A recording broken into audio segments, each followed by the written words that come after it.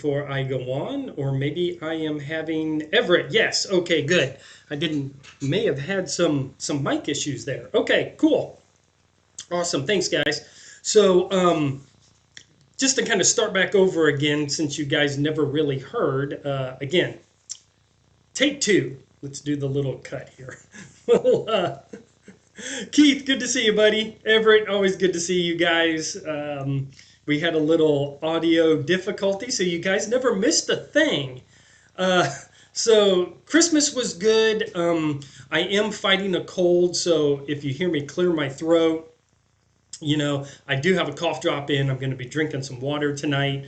I probably should be having a Four Roses bourbon or something to kind of clear up the throat and the nasal passages, but I thought maybe a cough drop would be a little bit better. So we're just going to kind of muddle through it tonight. It may not be quite as long as we usually go, just kind of depending on how my voice and my throat feels. So New Year's was good.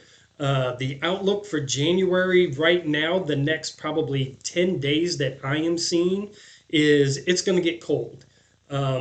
Especially like Monday. I can't remember which day they're calling for rain. It's either Sunday or Monday. I'd need to go back and check. But when the rain comes through, that's going to be the front. And then after that, the next week, we are talking lows in the 20s, highs in the 40s. And the highs in the 40s, I'm seeing like 43 and 44 degrees. So it's going to be cold. I'm actually not going to be fishing at all this weekend. I've got a couple of things to do, and I kind of want to get past this. I would rather miss a weekend of fishing instead of missing a whole week or 2 weeks of fishing because I'm still fighting a cold. So, that's kind of my plan right now. But what I want to discuss tonight is some January tactics that I usually do with this cold weather coming in. The water temperature is going to be dropping down. I did fish Monday and Tuesday earlier in the week. The water temperature was still 50 to 52 degrees in Murrells Inlet. I don't know where you guys are, what the water temperatures were. I know that Heath went down to the Wando River and he got on some really nice redfish. Correct me if I'm wrong, but like a 27, and I think you got your PB at 31-inch red. Brother, that's awesome. Congratulations. That's fantastic. So, the reds are schooled up. They're biting right now. You just got to find these schools. So here are some tactics that I do for January. We're going to kind of dive right into it.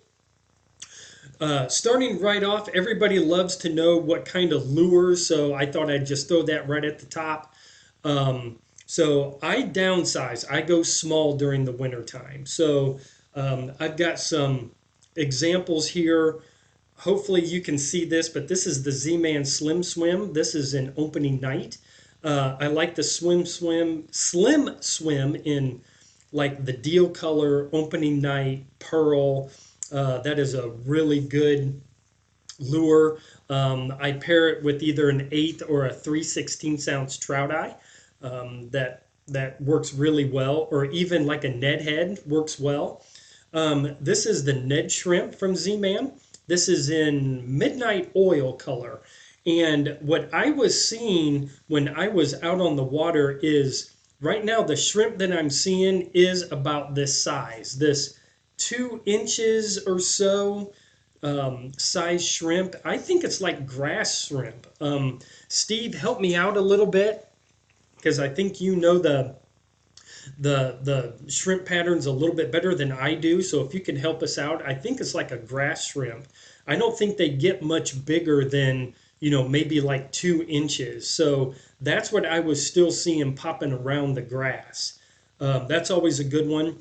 I like this is the Jelly Baits Kickin' Critter. It's just a creature bait. It's a bass lure. And what I like to do is rig it so the hook comes up in the middle so that the little fins in the back are straight. They're not flat like this.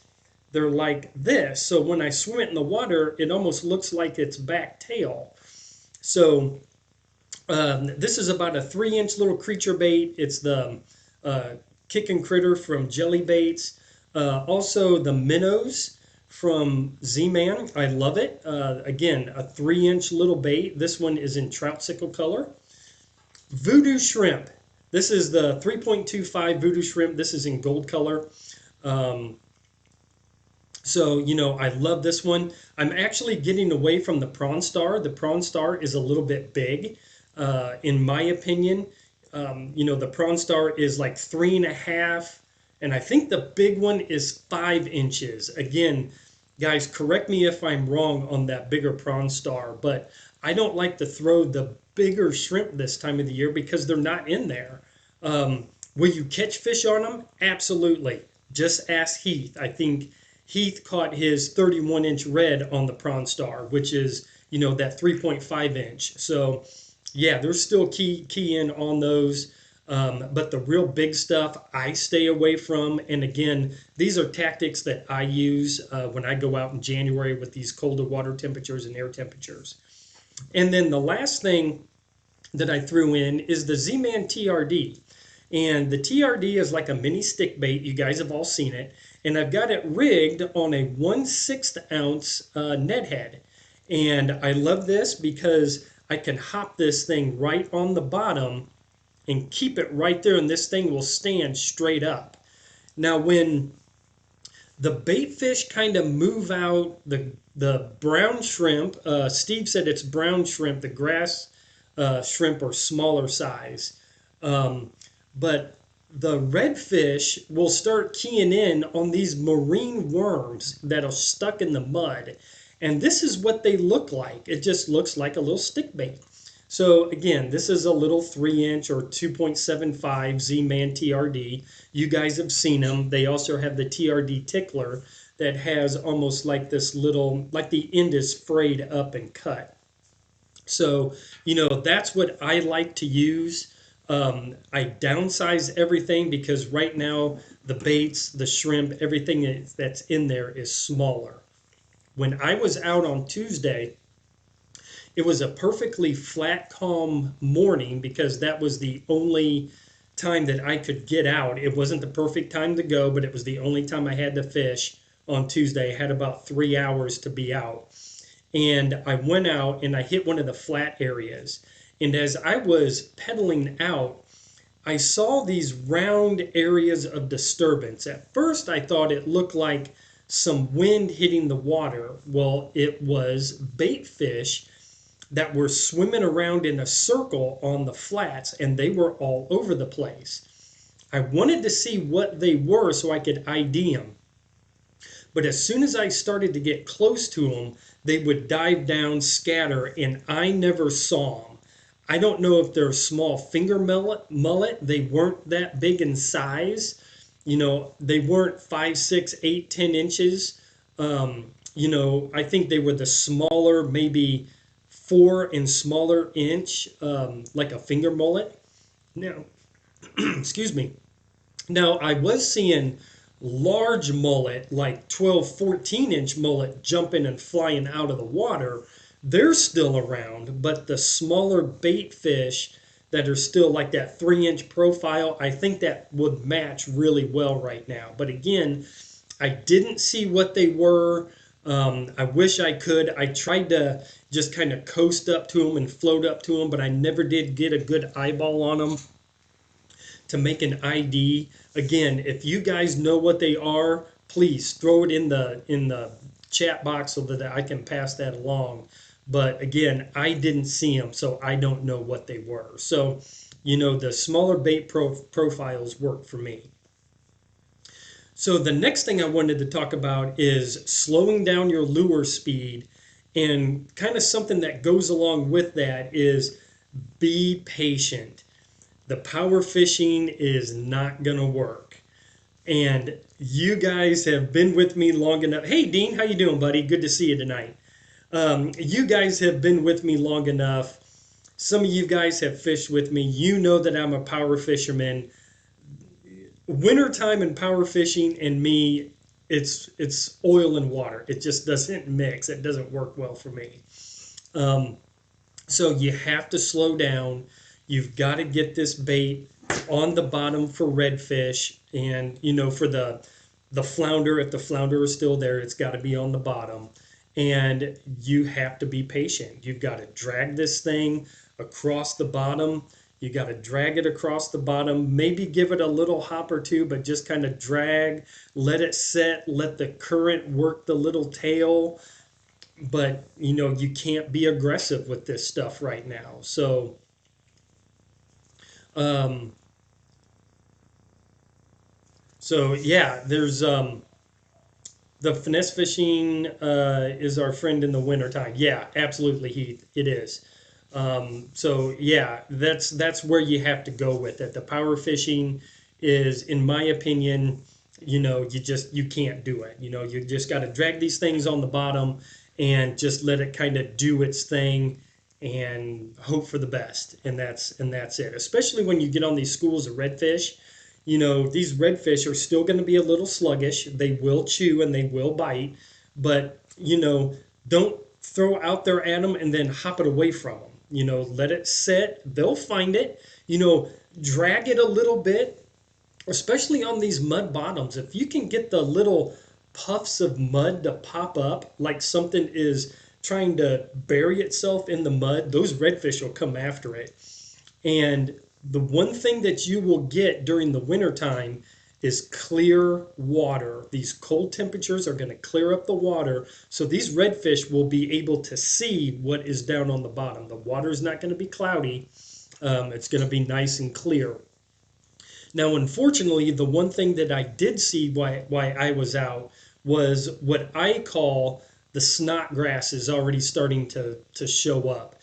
I'll throw out and I can drag it through and bring back that brownish algae. I call it snot grass. I don't even know what the name of it is, but I've heard it. That's what I've heard it called. It's already starting to show up, and this is the time of the year that it does. And I know in January it can get really bad. So again, that's another thing. I don't like to throw anything with treble hooks on it because of the snot grass. This is going to collect enough of it as is. You throw something with treble hooks on it, and you're just going to get this ball of crap that you're going to drag in with your lure. So keep that in mind also. Um, Keith, do you downsize your line in the winter like I do? Yeah. Don't get ahead of me. I'm getting there. Don't get ahead of me. You guys are on the right on the right path. You're starting to think like me, which may be a little bit scary. Chip, hey, great to see you. You're back in the area. Hey, man, good to see you. So yeah, why don't I go ahead and address that point right now? So I downsize my leader in the wintertime. I will throw, instead of like 20-pound fluoro leader, this is when I go down to 12 or even 10-pound leader. Now, with going down something that small, you guys are probably thinking, holy cow, man, you're not going to be able to land a big redfish. You can. But here's what you have to do to make the adjustment. You've got to lighten up your drag. If you tighten down that drag and think you're going to horse this fish in with 10 or 12 or even 15-pound leader, you're not going to. It's going to break your line. Your braid to leader knot may fail. Just lighten up your drag, play him a little bit longer, wear him out, and don't stress out your line. Right now, I've already put new leader line on. I put all 12-pound on, and it's the Trilene XL. I still have a little bit left on the spool. I think I'm probably going to pick some up this weekend because I'm almost out. So I like the Trilene XL. It's a mono, and that's what I use. It's a cheaper line, and it's really good to for the winter time. So yep, absolutely. So Steve said, lighten the drag and change your angles often. So yeah, you know, trying to keep the stress off of that. Yeah, absolutely. Thanks, Steve. I appreciate that. So yeah, go ahead and make sure that you're downsizing your leader. Now, I don't change out my braid, just to kind of go back. I'm still throwing 10-pound braid. That doesn't change, and I don't change that at all. I've always thrown 10-pound braid, and you guys have seen me land, upper slot redfish and over slot reds, 25, 26, and that 10-pound braid, it's never failed me. I've never had a braid failure. So don't be afraid to go to that, 10 or 15-pound braid. It'll hold up just fine. Again, just make sure your drag is adjusted accordingly with the lighter line. One of the last things that I definitely want to talk about is location. So the way I wrote this down was location will be different than summer. Fish are cold-blooded and move to warmer areas. So where you're finding fish during the summertime probably isn't going to be where you're going to be finding these fish during the wintertime. The summer patterns are totally different. So when I go out and I start scouting for a day of fishing, so if I was fishing Saturday, for an example, I start to track where the wind is first. And then I see where the wind protected areas are going to be. Wind protected areas are going to warm up faster than if the wind is blowing cold water. Cold wind is going to cool down water. Okay, so I've always used the example like if you have a bowl of soup and you blow on it, what are you doing? You're cooling down your soup. So if you're not blowing on it, the soup is going to stay warmer and it's going to be a hotter soup to eat. So, that is what I'm looking for. I am looking for wind protected areas, areas where the sun is going to hit first in the morning. So if you are going out in the morning, if that's the only time that you have to fish, look for these areas that are going to be sun drenched first thing in the morning. Shaded areas are going to be cooler. Fish are not going to gravitate towards the cooler areas. They are going to look for warmer areas. Sun drenched, wind protected. If it's low tide, a mud bottom, because mud bottoms will warm up faster than a light sand bottom or even light shell. Now, oyster bars that are those dark oysters, those are going to warm up quick, and those will hold warmer water temperature, I guess, will warm up quicker around those oysters because of the dark color. And they actually will act like almost like a radiator because of the way they are. You guys know how a radiator acts. It's got all those fins in it. And that's how the oysters are stacked. They're stacked just like a radiator, and they will hold temperature around those oyster bars. So again, sun-drenched, wind-protected, mud bottoms, oyster bars, these are the areas I'm going to be targeting. And again, you may say, well, I'm going to get hung up around the oyster bars. Yeah, I get it. But throw up in and around it. If you throw into the middle of that oyster bar, yeah, you're going to get hung up. But the way those oyster bars are and they act when the tide comes in and out, around the oyster bar will be deeper water. And those fish will hang in those deeper waters. The little bait fish will be up on top of those oyster bars. And as they kind of get caught by the current and maybe get pulled down, those predator fish are going to attack them. So I work around the oyster bars and I try not to throw into them. Do I make a bad cast and get into that oyster bar and get hung up? Absolutely. I do it all the time. You guys have seen me do it. Heath knows it well than anybody else. I'm breaking off and I'm like, damn it, I just threw right in the middle of it. And so, yeah, but I try to picture in my mind the edges of the oyster bar and I throw out and then I just kind of work my way in until I kind of feel the oyster bar and then kind of judge the perimeter of the oyster bar that way. Okay. So those are kind of my tactics that I will be using for January. Now, I did meet a gentleman, Cliff, out on the the landing. I think it was Monday. My days are kind of running together a little bit. But Cliff asked me, he said, how do you judge the water depth where the fish are? Um, and I said, well, if you're targeting trout and you want to find where the trout is, trout like slow falling lures or bait. So if I'm trying to figure out the depth of the water column these trout are sitting in, then I will start with a very light weight on my lure, 1/16 of an ounce, eighth of an ounce, something like that. Maybe even no weight, just a EWG hook, and just let it kind of fall through and just let it get all the way to the bottom. These trout, if they're there, they'll hit it. And then you can figure out kind of where they're at in the water column. That's really the only way to do it. If you get a 3/8 and you're in 4 feet of water, that lure is just going to bullet right to the bottom and it's going to go right past them. Now, if you're targeting flounder or redfish, that's fine because that's where they're going to be anyway. They're bottom feeders.